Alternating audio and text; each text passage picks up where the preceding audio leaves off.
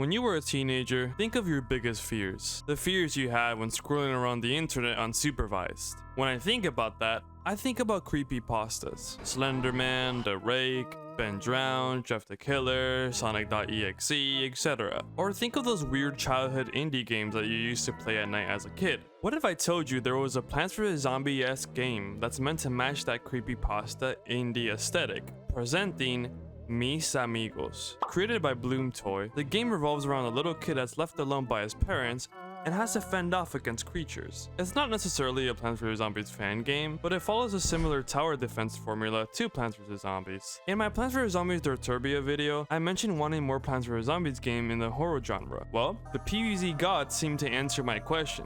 This game has fantastic graphics and aesthetic, and I'm excited to share it with you viewers. Let's get straight into the game. The game's menu clearly shows how different it is from the typical Plants vs. Zombies fan game. It shows an open door, possibly the bedroom of our protagonist. Starting the game, it starts with our mother coming into her room and letting us know that she's leaving. Before she leaves, she assures us that nothing will happen. Why is she reassuring us of that? Odd, right? The game starts.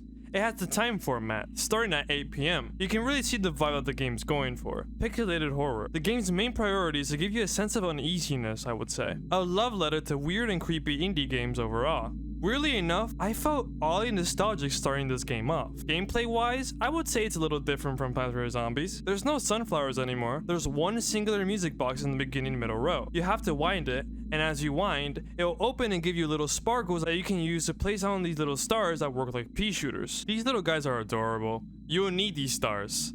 The horror on the right side of the screen moves fast. You can also upgrade the music box speed to give you sparkles faster than before, but each time you upgrade it, it increases by 5. So right now, these are the only selections that you have. Soon as the enemies start coming is when you notice that you're not fighting zombies anymore. These creepy, realistic looking hands crawl towards your screen. I love them. They bring a sense of dread, and how they move is just so spine chilling. They remind me of the Thing from the Addams Family. They work like basic zombies, and since the music box gives sparkles so slowly, you have to act fast, as only a little bit later a new enemy appears. These dismembered, unsettling bald heads that float your way. They don't just float though, their jaws will open and they will speed up just a little bit. I think they're also a little tougher than the hands. Both of these creatures when killed drop sparkles that can be used for the characters you can place, giving you additional sparkles. The pace I would say definitely needs some work. I feel like the monsters rush in too quickly even though we just started, but the weirdness is freaky in the best way possible. Uncanny, you could say. You're clearly in the dark with only a music box and what I believe could be a toys of yours protecting you from whatever these creatures are. It's a 10 out of 10 on ambience. Once you beat this hour,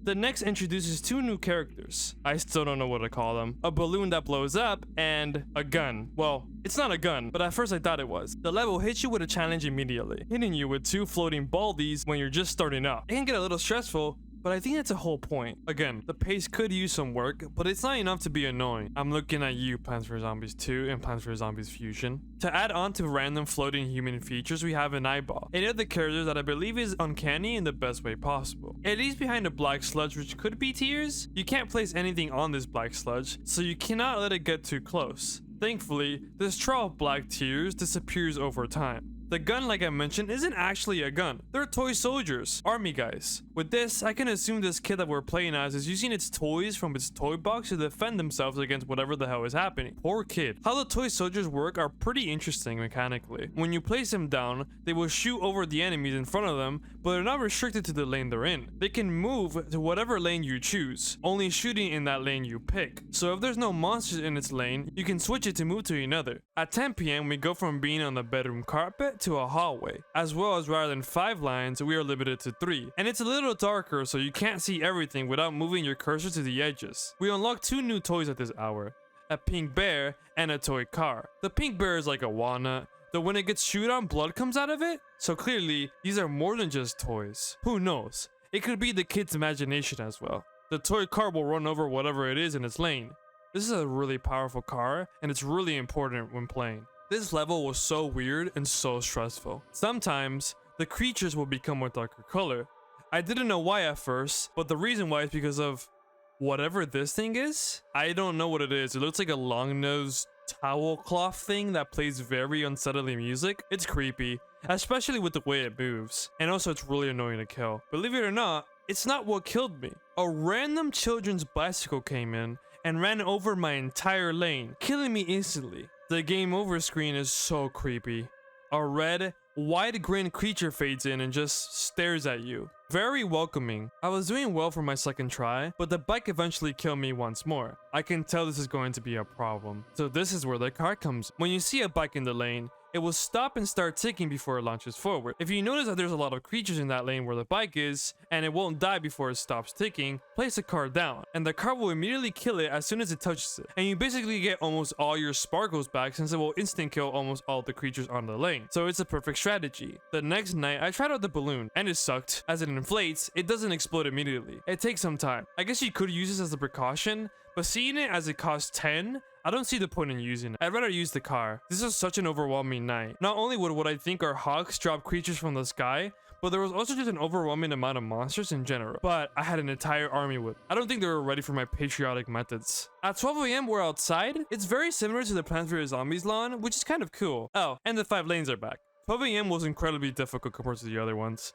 I died the first time by, you guessed it, that damn bike. The second try was generally one of the hardest Plants vs. Zombies playthroughs I've ever played. Midway through the round, I completely forgot what I was playing. I was running on autopilot, completely dissociated. I was really overwhelmed, running on pure instinct. The pink teddy bears carried me completely from the bicycles, as the cars caused way too much and I wasn't able to place any down. I actually lost my music box at first and thought it was so over, but I learned thankfully you can place the music box back. And with that, I was able to beat the level after blood, sweat, and tears.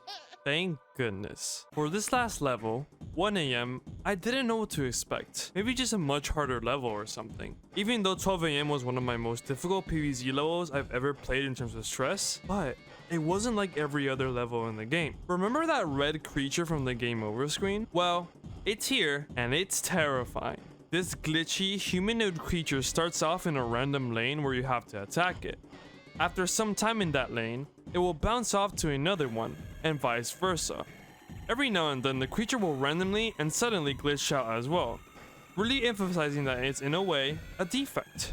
We just don't know what it is. Through time, it can get faster and faster, and I thought, let's try something different. So I hit it with a toy car. Immediately, it died by the toy car. It glitches out as it collapses on the floor, and the screen goes black. Then, we see a hand, maybe bloody, injured, who knows? Who knows whose hand it is? Laying on what could be grass. It could be the kid, it could be someone else. We don't know. After the screen darkens yet again, the game ends. You survived. Boom. The game crashes. Turning on the game again, I want to see if anything different would happen once you replayed it. It seems to be the same, but let's see what happens when you die.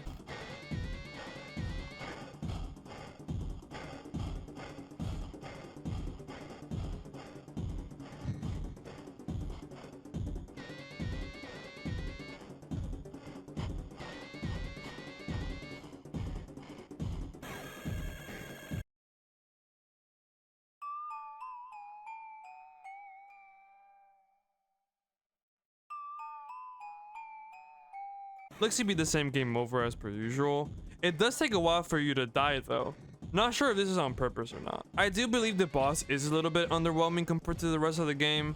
The game is a challenge. It's not easy, so the boss being so much of a breeze to complete is whiplash practically.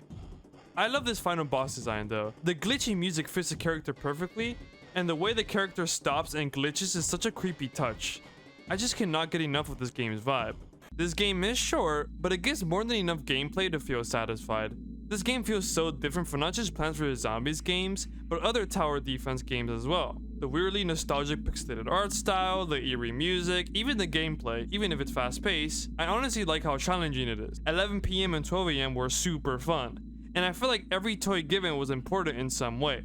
Except for that balloon. I hate that balloon. Guys, please check out the game. It's made by a really small team as a student project, but I think it deserves a lot of love. That's about it, and I'll see you in the next one.